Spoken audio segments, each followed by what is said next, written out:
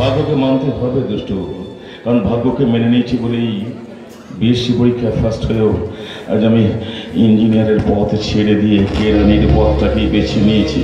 আমি জানি এটা মস্ত বড় একটা ভুল হয়ে গেছে, কিন্তু মস্ত বড় ভুল হয়ে গেছে এই স্বপ্ন কিন্তু আমি বারবার দেখি। ঠাট্টা করছো তো, করো ঠাট্টা করো, কিন্তু জানো এই অতীতের কথাগুলো আমি কিন্তু এখনো বড় করে ভাবি। এসব কথা আমি বিশ্বাস করি না। সত্য গাঙ্গুলির ছেলে কখনো মিথ্যা কথা বলে না। তোমার দাদা তো সত্য গাঙ্গুলির ছেলেই ছিল। হাতের 5টা আঙুল কখনো সমান হয় না। এইসব বাজে কথা না বকে যাও, তোমার প্রমোশনের কথাটা শুনিয়ে দিয়ে এসো। আগে বাবাকে বলবো তারপর তো। তুমি জানলে কেমন করে? বাবা, এত বড় একটা ঘটনা আমি জানতে পারবো না। তাছাড়া কিছুক্ষণ পরে তো রেডিওতে এই খবরটা টেলিকাস্ট হবে। ঠাট্টা করছো তো, করো করো, তোমাকে আমি বাধা দেবো না। যাক বাদ দাও, বাবা কোথায়? বাজারে গেছেন। বাজারে গেছেন কেন? মানে আমার শাড়ি কিনতে। কারণ শাড়িটা অনেক কিছু, স্নো পাউডার, লিপস্টিক, পারফিউম আর অনেক কিছু। বাবার হাতে টাকা আছে কিনা সে খবর রেখেছো? সেটা তোমার জানার কোনো প্রয়োজন নেই। কিন্তু নিজেকে কিনে নিয়ে আসতে পারতে। কি? আমি যাবো বাজারে হ্যান্ডেল করে এইসব জিনিস কিনতে? তুমি জানো না আমি না একটু হাঁটতে পারি না। হাঁটলে না আমার পায়ে ভীষণ ব্যথা হয়। তাছাড়া আমার কলেজের বান্ধবীরা যখন আমাকে দেখে বলবে যে যার কিনা ব্যারিস্টারের বউ হওয়ার কথা ছিল সে আজকে একটা মোটর মেকানিকের বউ, তখন আমার লজ্জা করবে না? লজ্জা তখন আমার আত্মহত্যা করতে। সমস্ত কাজ করবে, কথাটা যেন মনে থাকে। কি? আমাকে আন্নিকের কাজ করতে হবে? এই কেন করবে মা, কেন করবে? ও আমি যেমন জোগাড় করে নেই ঠিক জোগাড় করে নেবো।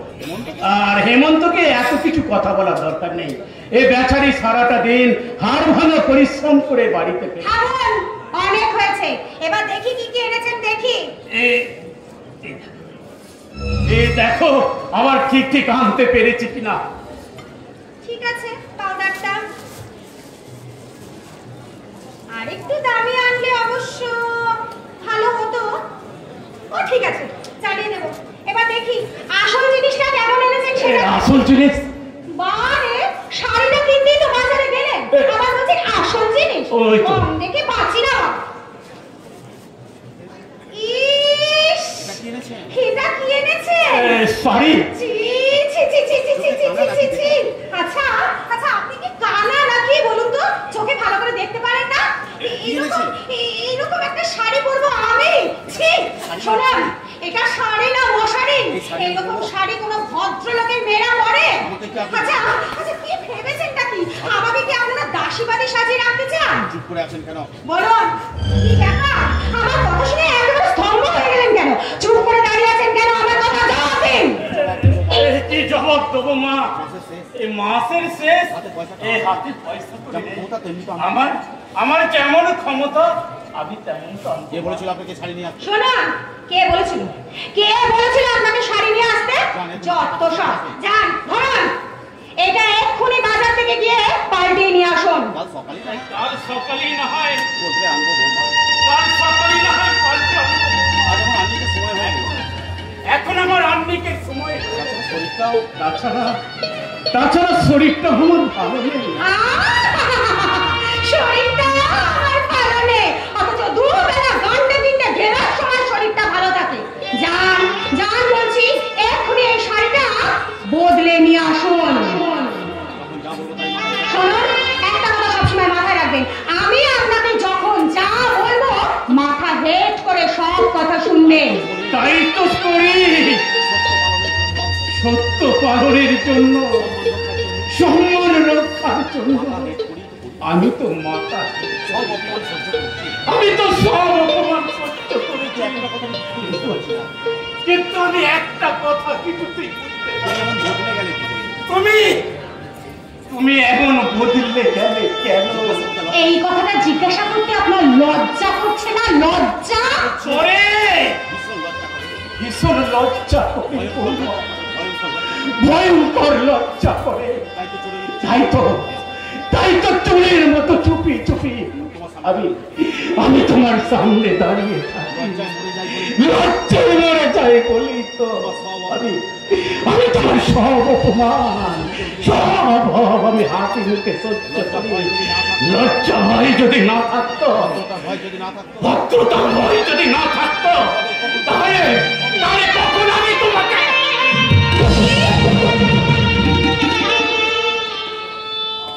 আমাকে ক্ষমা করে দিও মা। আমাকে তুমি ক্ষমা করে দিও মা। আমি আমি তোমার পুরো ছেলে, মায়ের ধর্ম ছেলেকে ক্ষমা করা। দুষ্ট কাজ ধর্ম শেখাবেন না। একটা কথা সব সময় মনে রাখবেন, দুষ্টুকে না আপনি ধর্ম শেখাতে আসবেন না। ওই ধর্ম দিয়ে আপনারা আমাকে জ্বালিয়ে পুড়িয়ে একেবারে শেষ করে দিয়েছেন। যান, তাই কথা না বাড়িয়ে এখনই শাড়িটা বদলে নিয়ে আসুন। বুঝতে পারছেন? কি বলেন আপনি? দাঁড়িয়ে আছেন কেন? আমার কথাটা কানে যাচ্ছে না? আমার কথাটা আপনি শুনতে পাচ্ছেন না? যান বলছি। শুধু বাবা নয়, গোটা পাড়ার লোক শুনতে পাচ্ছে। শোনো, তাতে আমার কি? বাবা যে শাড়ি বদলাতে যাবে না। কেন যাবে না শুনি? শরীর খারাপ? শরীর খারাপ? বাবা, দুবেলা খাওয়ার সময় তো একটা বারও শুনি না যে আমার খবরদার বলছি, একদম আমাকে চোখ নামিয়ে কথা বলতে আসবে না। শুনুন, একটা কথা আপনি কান খুলে শুনে রাখুন। এ বাড়িতে থাকতে গেলে আমি যখন যা বলবো মাথা নিচু করে সব কথা শুনবে। শ্বশুর বলে আজ যে সমীহটা আমি আপনাকে করলাম না, দ্বিতীয়বার কিন্তু সেই সমীহ রেখে আমি আপনার সাথে কথা বলতে পারবো না। কথাটা মনে রাখবেন। বাবা, এই ভুলটা আপনি কেন করলেন বলতে পারবেন? আমি ভুল করেছি। তবে কার ভুলে সংসার শ্মশান বা শ্মশান হয়ে যাচ্ছে? শিক্ষা শিক্ষা হ্যাঁ, শিক্ষা শিক্ষিত হওয়ার জন্য, শিক্ষিত হওয়ার জন্য, জ্ঞানের জন্য, মানুষ হওয়ার জন্য যে শিক্ষার প্রয়োজন, সে শিক্ষা অর্জন করেছে। তাই তো মানুষ পশু হয়ে যাচ্ছে। স্বার্থের বিষে এই সোনার সংসার ধ্বংস হয়ে যাচ্ছে। ওই মানুষগুলোর দেহ থেকে সব রক্ত বার করে নতুন রক্ত করবে। সময় সময় হয়ে সমাজটা সমাজটা সৌদাগরিত হলের মতো লোভ লালসা হিংসার বন্ধ হয়ে নিয়ে যাচ্ছে ওই মহাসমুদ্রের দিকে ধ্বংস হয়ে যাবে। পৃথিবীতে একটা মানুষ থাকবে না। আমি কিন্তু তোকে কিছুতে ক্ষমা করতে পারবো না বাবা। তাহলে তুমি আর একটা দুষ্টু হয়ে যাবে। ক্ষমা করতে হবে, ক্ষমা করতে হবে হেমন্ত। এই সমাজের বুকে দুষ্টু আর বসন্তের সংখ্যা বৃদ্ধি করলে চলবে না। আলো আলো ছেড়ে দিয়ে ওদের মন থেকে আলো দূর করতে হবে। आओ लिखे बात ही बात बोलें तो बाबूजी। ছগনলাল, हाँ बाबूजी, अरे हम तो अपना कोता सब ले गए बोले बोले देवता देखबी तो चल हमार साथे चल हमार साथे ছি ছি ছগনলাল ছি। আমাকে দেবতা বলে দেবতার অসম্মান তুমি করো না। আমি আমি তো সামান্য একটা মানব। हाय हाय बाबूजी, अरे आपने यदि मानुष आছেন তো আমরা কি আছে? চলিয়ে চলিয়ে ওসব বাদ চলিয়ে, আপনার কথা আমি আপনার কাছে বলবে না, दूसरा জায়গায় বলবে। আরে হেমন্ত বাবু, বাবুজি কেউ বাদ বলিয়েছে না, ঠিক আছে, তবে আমি বলছি বাবুজি, আমি মোটা মিষ্টি নাকি ছড়িয়ে দিলাম, কেন? ভালো লাগলো না আমার। বলছি কি এখন একটু ব্যবসা করবো। তাই এখন কথা হলো কি বাবুজি, আমি তো আপনার লিখাকে একদম বিস্কালমা বানিয়ে দিল। ও নতুন ম্যানেজার খুশ হয়ে আমার পোস্টে বাবুজিকে প্রমোশন भी দিয়ে দিল। শুনেছি শুনেছি ছগনলাল, আমি শুনেছি। এখন কথা হলো কি বাবুজি, আমি তো এখানে থাকছি না, ওই মানিকতলায় দোকান দিচ্ছে। और तो अपना साथे देखा भी होगी ना। ছগনলাল हाँ बाबूजी, इसीलिए हम एक तो बात বলছিলাম কি বাবুজি, বলো। সময় করে মাঝে মাঝে ছগনলালের ওখানে একটু পায়ের ধুলা দিবেন তো বাবুজি। ছগনলাল যদি কবি রোজ আমাকে দরকার মনে করে না বাবুজি, মেহরবানি করে তলব করবেন বাবুজি। এই ছগনলাল আসে আপনার পায়ের ধুলা মাথায় নিয়ে যাবে বাবুজি। ছগনলাল এই ছগনলালকে याद रखবেন তো বাবুজি। ছগনলাল बाबूजी बहुत कष्ट হলো बाबूजी, बहुत कष्ट হলো। से बचपन से আমি কলকাতা আসলাম, আপনাকে দেখলাম, समझालाम कि दुनियाতে কোনো মানুষ আছে बाबूजी। जिंदगी के लिए सारा दिन झूठ बात बोलिए, संध्या বেলায় যখন আপনার সাথে দেখা হতো না বললাম, তখন মালুম হতো কি আর সব পাপ কন্ডল হয়ে গেল বাবুজি। আমার সব পাপ কন্ডল হয়ে গেল। ছগনলাল देवता साथ देखा करिए, আমার সব পাপ बिल्कुल साफा হয়ে গেল। बिल्कुल साफा হয়ে গেল। ओ दुनिया के रखवाले, मेरा बाबूजी का भला करना भगवान, मेरा बाबूजी का रक्षा करना भगवान, मेरा बाबूजी का भला करना। ओ दुनिया के रखवाले, सुंदर भरे मेरे नाले, सुंदर भरे मेरे नाले। ओ दुनिया के रखवाले, सुंदर भरे मेरे नाले, सुंदर भरे मेरे नाले।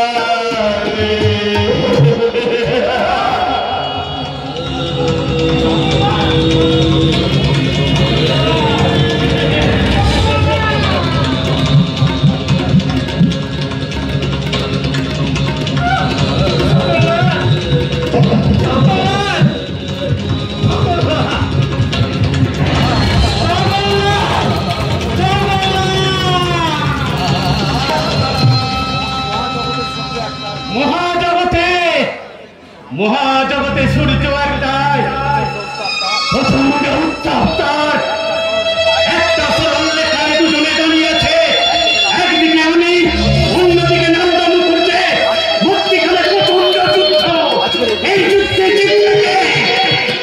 সত্য না মিথ্যা, আলো না অন্ধকার,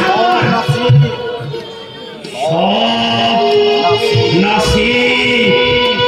কি বুঝলে? কি বুঝলে? অনেক অন্ধকার দূর করতে অনেকগুলো সূর্যকে দরকার হয় না বাবা। একটা সূর্য যথেষ্ট। নতুন সূর্য আলো দাও, আলো দাও, নতুন সূর্য আলো দাও, আলো দাও।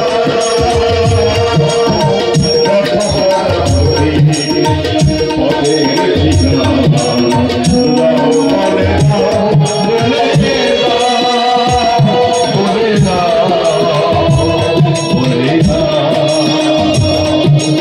নতুন সূর্য আলো দাও, আলো দাও।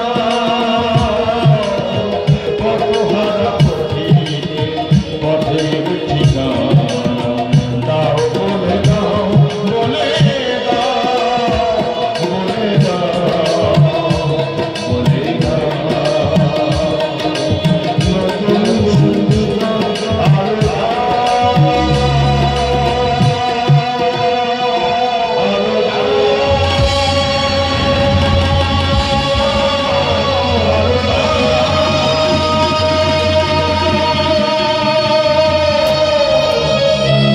যে কৌশিকের হাত থেকে তোমাকে রক্ষা করে তোমার অনেক অনেক অপমান আমি নীরবে সহ্য করেছি, কিন্তু নয়, এবার আমি তোমাকে ওই নারদা মুকুজ্জের কাছে একেবারে উলঙ্গ করে দেব। আমি প্রমাণ করে দেব তুমি অর্থ ছাড়া আর কিচ্ছু চাও না। তোমার স্বার্থের জন্য তুমি সব কিছু করতে পারো। ওদের জন্য কি না করেছি। সারা মামা আমাকে বিশ্বাস করে না। সারা বসন্ত গাঙ্গুলি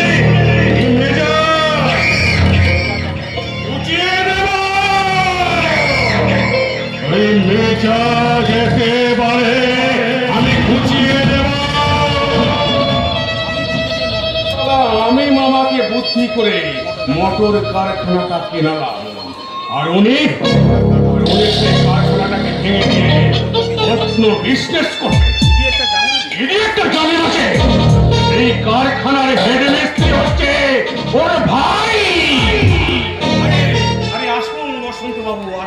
রামনাই আমার সঙ্গে দেখা করেছিলেন, কি বললেন? তিনি আপনার প্রস্তাবে রাজি হয়ে গেছে। ভালো দেরি না করে কালকে লেবার লাগিয়ে এই মোটর কারখানাটাকে ভেঙে দিন।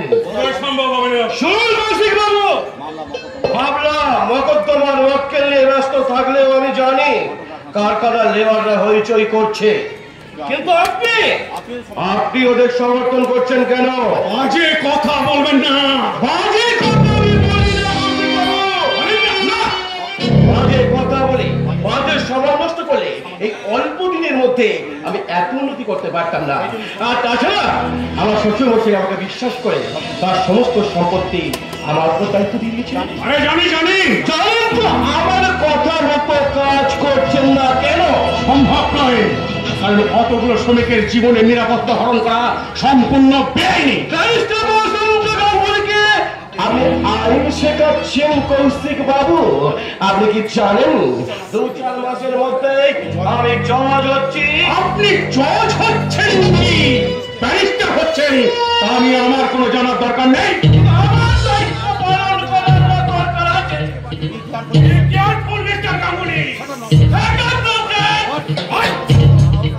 এত সাহস আপনার!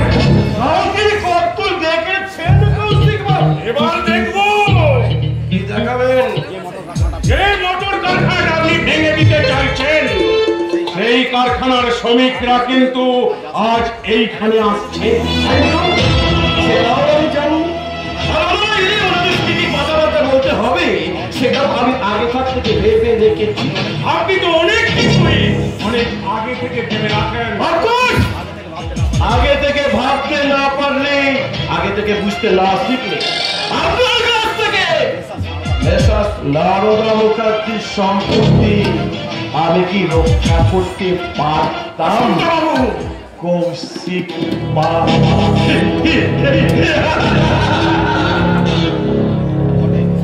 বটে এত এত অহংকার তোমার বসন্ত গাঙ্গুলি, আমিও কৌশিক চাটাচ্ছি। তোমার এই অহংকার যদি আমি ভাবতে পারি তাহলে মিথ্যে আমি লেখা পড়া শিখেছি। তোমার চ্যালেঞ্জ আজ আমি নিলাম। চ্যালেঞ্জ তো নেবই, এমনি এমনি ছেড়ে দেবো নাকি? নারদা চ্যালেঞ্জ অফিসে আছেন? আপনি কৌশিক চ্যাটার্জি। ও, আপনি কৌশিক বাবু, নমস্কার। নমস্কার। হ্যাঁ নমস্কার, কিন্তু হেমন্ত বাবুকে দেখছি না তো। উনি পরে এসছে। এসব কোনো লাভ হবে না যদি আপনারা শক্ত হাতে না ধরতে পারেন। আমরা যথেষ্ট শক্ত স্যার, কারণ আমাদের 200 শ্রমিকের মুখের অন্ন চলে গেছে। পারবেন এর প্রতিবাদ করতে? পারবো এবং আমরা জোর করে বলবো, শোনে রে মালিক, শোনে রে মজুরদার, তোদের প্রাসাদে জমা হলে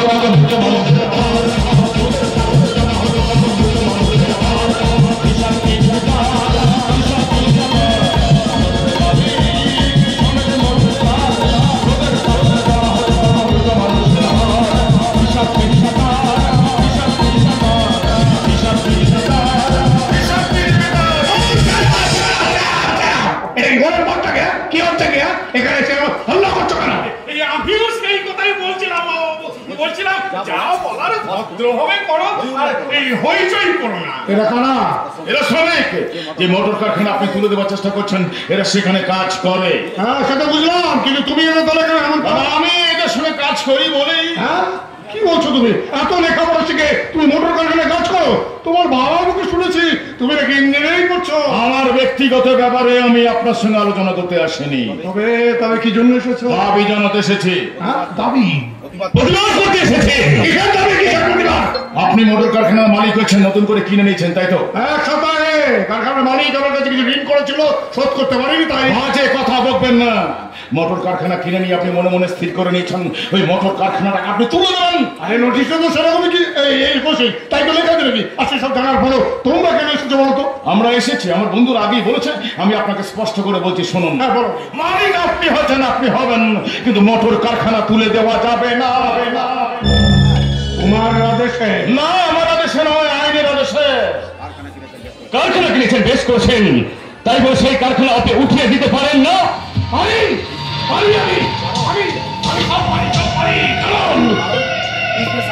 কারণ আমার এই ব্যবসাটা লোকসান হচ্ছে। মিথ্যা কথা।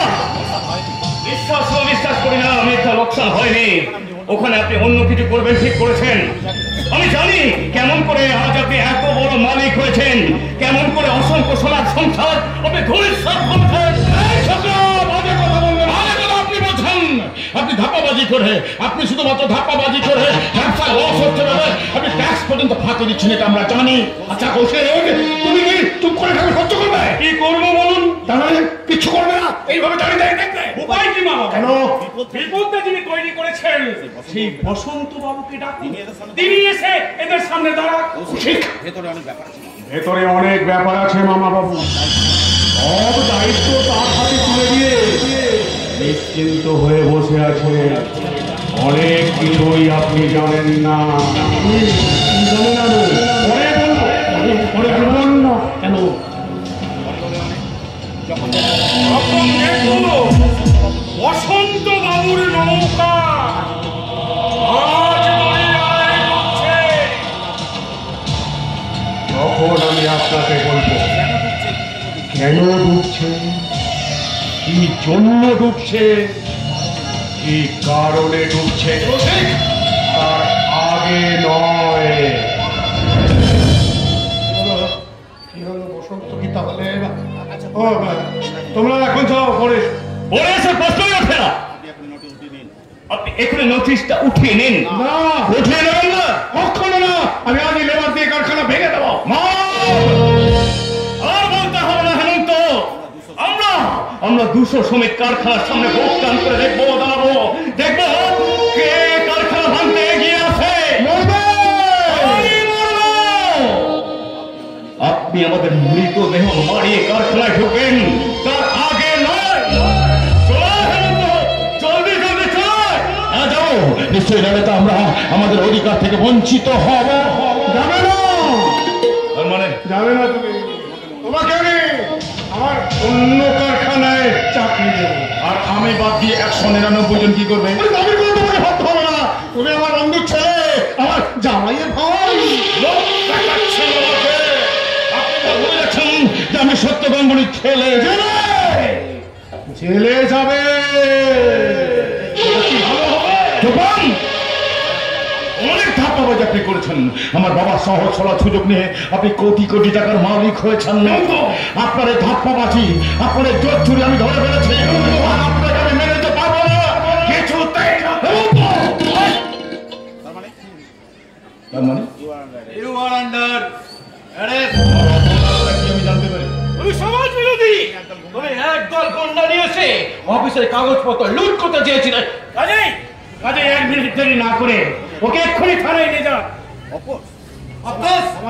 এইসব সমাজ বিরোধীতে আজকাল দেওয়া মোটেই উচিত নয়। নিশ্চয়ই না। তাহলে সমাজটাই যে পচে যাবে। তাই না নারদা? সত্য বলা আমি শুনলাম ঘটনাটা, আর তাই আমি দেখতে এলাম। আপনার জামাইয়ের সৎ সাহস আর কর্তব্য বোধ থেকে আমি ভীষণ আনন্দিত। বাবা, আপনি এখান থেকে চলে যান। বাবা, আপনি ওই বর্বর ওই বর্বর সমাজ বিরোধী অপপাক্ষ বাবা। এরকম ছেলেকে আপনি বাড়িতে জায়গা দিন? অফিসার, আপনি এখান থেকে নিয়ে চলুন। এই ঘৃণ্য জঘন্য জায়গায় থাকতে আমার ভীষণ ঘৃণা হচ্ছে। তুমি যদি হেমন্ত হয়ে ক্ষমা চেয়ে নাও, আমি পুলিশকে বলে ওকে কিন্তু ছেড়ে দিতে পারি। না, মৃত্যুর আগের মুহূর্ত পর্যন্ত আমি মিথ্যার সঙ্গে আপোষ করি না। মিথ্যার পায়ে আমি মিথ্যার পায়ে আমি মাথা আমি মিথ্যার পায়ে মাথা মিথ্যার পায়ে মাথা করছিস না, শুধু মুখে বলা যারা ভুল হয়ে গেছে কি, তাই না বাবাজি বসন্ত? আরে চুপ করুন, নিজে যা খুশি করুন। আরে ব্যারিস্টার ধরতে আসবেন না। কি ব্যাপার বসন্ত বাবু, আপনি কিছু বলছেন না, চুপ করে আছেন? এনে কি আপনার পরিচিত নাকি? মানে আপনার মতো এরকম একটা চাঁদনের ব্যারিস্টার হঠাৎ একজন এরকম খেটে খাওয়া মানুষকে দেখে চুপ করে গেলেন কিনা তাই জিজ্ঞাসা করছিলাম। এই লোকটা কে? না না, তেমন কেউ নয়। উনি হচ্ছে আমাদের বাড়ির পুরনো চাকর।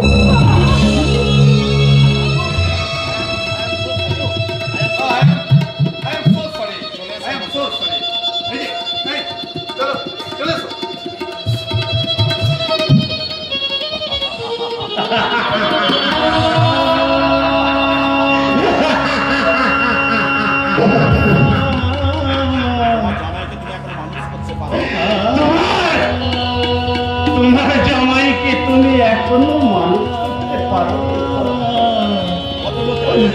ওই ভক্ত জাতের ব্যারিস্টার, এই কোটিপতি শ্বশুরে একমাত্র জামাই। উচিত ছিল পুলিশ অফিসারের কাছে ওর পায়ের দামি জুতোটা মুখে বসে। তাহলে যে ব্যারিস্টার বাবুর জুতো নষ্ট হয়ে যেত বাবা। খবরদার তোমরা কেউ আমার সঙ্গে কথা বলবে না।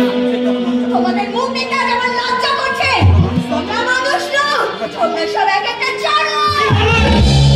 কতটুকু বলতে পেরেছি? এর চেয়ে যদি বেশি কিছু আমার জানা থাকতো তাহলে আজ আমি তাই বলতাম। এত জঘন্য তুমি! মনে পড়ছে না কে তোমাকে ব্যারিস্টার করেছিলেন?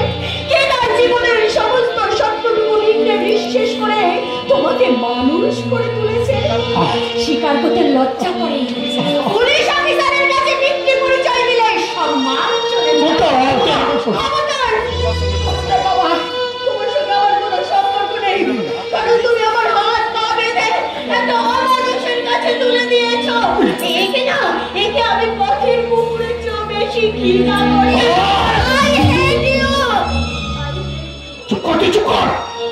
খবরদার বলে দিচ্ছি, দ্বিতীয়বার আমার নাম ধরে তোমরা কেউ ডাকবে না।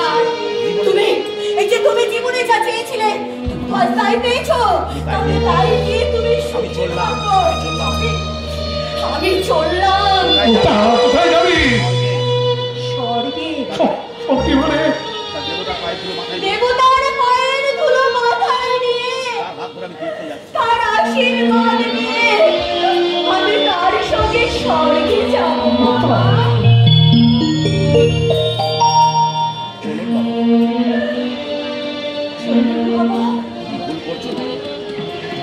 ভুল করছো তোমরা। না, আমি কোনো ভুল করিনি। আমি তো আপনার বৌমা। এখানে নয়, এখানে ও কথা বললে বাবুদের সম্মান যাবে। কথা বললে বাবুদের সম্মান যাবে। তোমাকে আমি চুপি আমার বাড়িতে নিয়ে গিয়ে বলবো তুমি শুধু আমার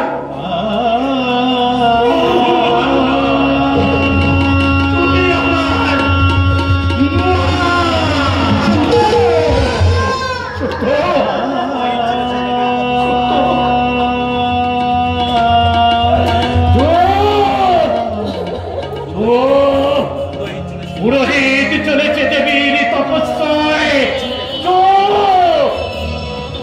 একদম নয়, একদম কথা বলবে না। আমার জীবন পূজার বিধিমূলে বহু স্বপ্নের বলিদান তুমি দিয়েছ। আমার দেবী পূজা সমাপ্ত হোক, জীবন পূজার বদনের বাজনা বাজো। তুমি মন্দির দুয়ারে, তুমি মন্দির দুয়ারে জোড়হাত করে দাঁড়াবে। আমি তোমাকে দেব তোমার প্রসাদ।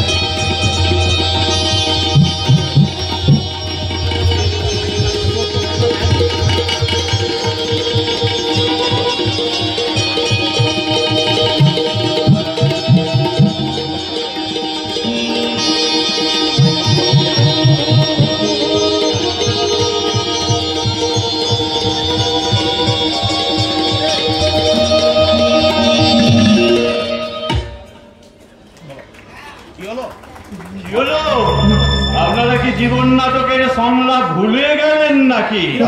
বিরক্ত করিস না। আচ্ছা বাবা, আমি কি পুলিশকে খবর দেবো?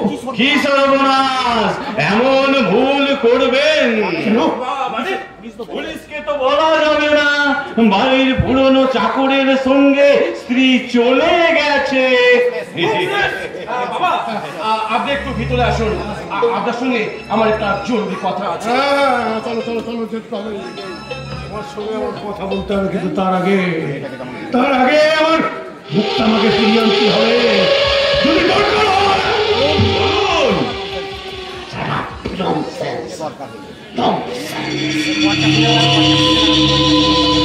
দরকার হলে কি, দরকার মানে কি? মুক্তা তো একটা সুন্দর কাজ করেছে। মুক্তার মধ্যে যে একটা মেয়ে মানুষ লুকিয়েছিল সেটা তো আমি আগে থেকে জানতাম না। কিন্তু কিন্তু কিন্তু কিন্তু কেন কেন জানতাম না? তাহলে কি আমি পড়াশোনা কম করেছি? না না না না না, আমাকে পড়তে হবে, আরো অনেক পড়তে হবে, আমাকে পড়তে হবে। শুধু আমাকে নয়, সমাজের প্রত্যেকটা মানুষকে পড়তে হবে।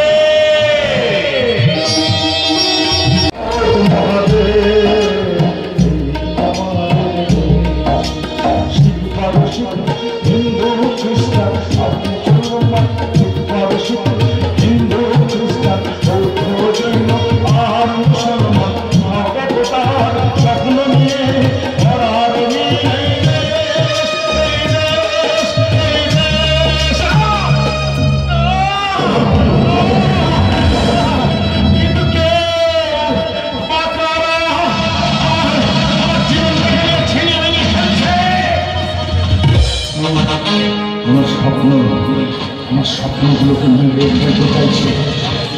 প্রাদেশিকতা, সাম্প্রদায়িকতা, বিচ্ছিন্নতাবাদ,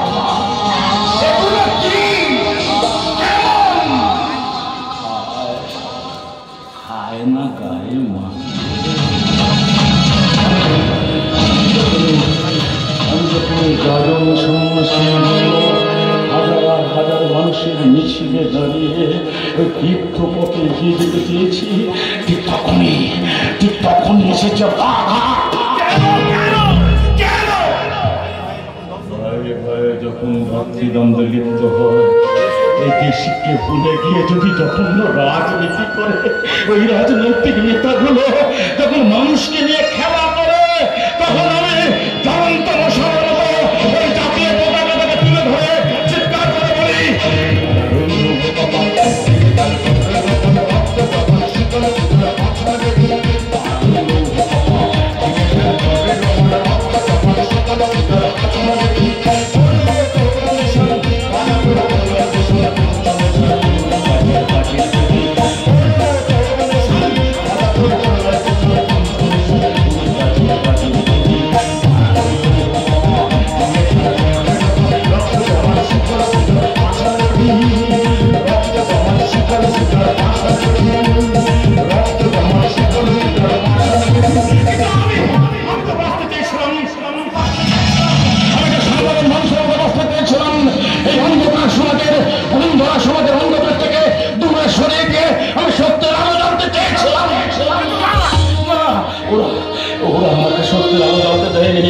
ওরা আত্মসুখের ঝোড়ো হাওয়ায় সেই আলোটাকে ওরা নিভিয়ে দিয়েছে।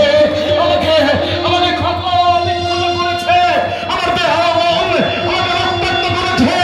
আমি রক্তাক্ত অবস্থায় চিৎকার করে বলেছি আমাকে বাঁচতে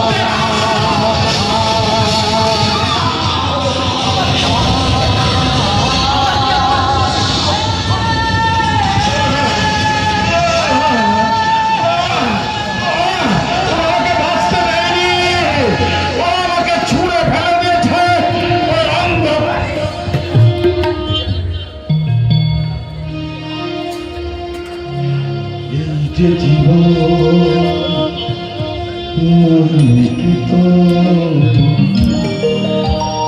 মরেছি কাজ নিচে ছোট এই যে জীবন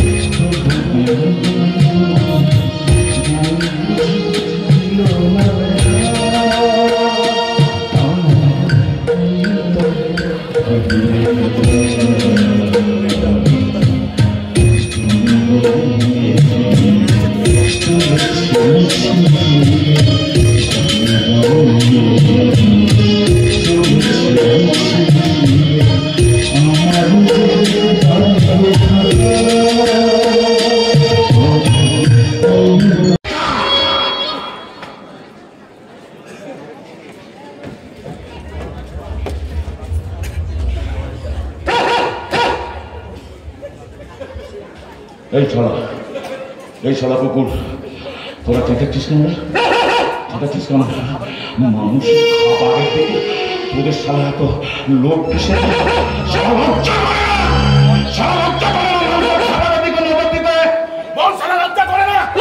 তোরা সবাই স্বাধীন ভারতবর্ষে জন্মেছিস না? যে ভারতবর্ষটাকে স্বাধীন করতে বাবুল দিনেশ মাঝখানটা শুরু করছিলেন, লোকে রক্ত ঢেলে দিয়েছিলেন, নেতাজি সুভাষচন্দ্র বলেছিলেন আমাকে রক্ত দাও, আমি তোমাদের স্বাধীনতা দেবো। সেই স্বাধীন ভারতবর্ষের জন্য কোনো মানুষের খাবারের দিকে নজর দিচ্ছিস কেন? খাবার খুঁজে পাচ্ছিস না?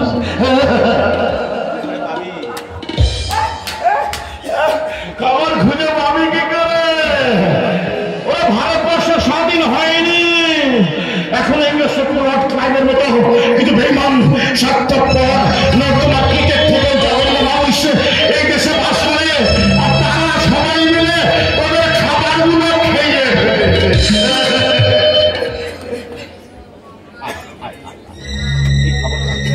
কিন্তু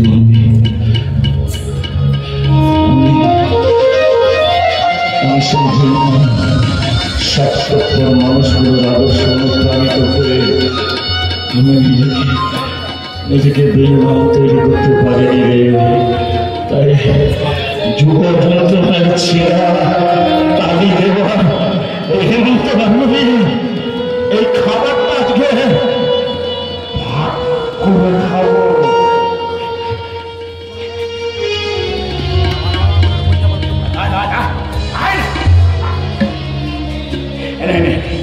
তুই খা, তুই খা,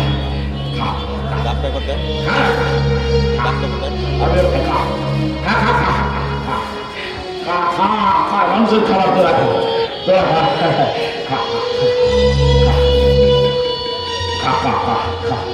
বলো কি তোমার ক্ষতি জীবনে কোথায় পার হয় তোমাকে ধরে দুর্বল মানুষ যদি তোমার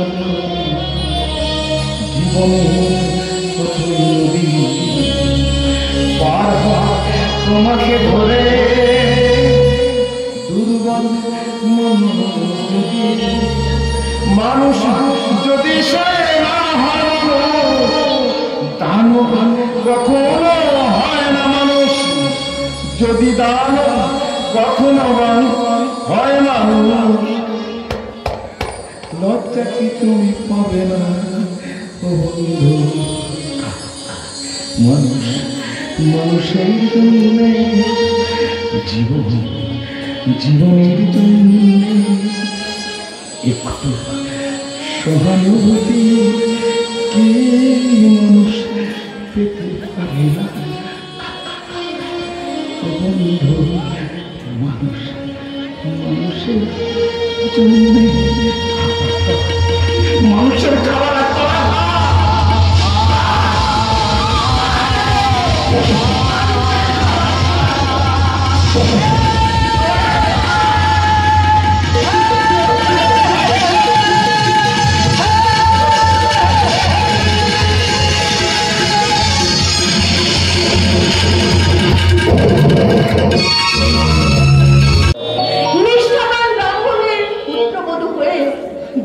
অনাচারের স্রোতে গা ভাসিয়েছে। ঠাকুরপো জেল থেকে পালিয়ে এসেছে, অথচ আজ পর্যন্ত বাড়ি ফিরে না। সংসারের অভাব দূর করতে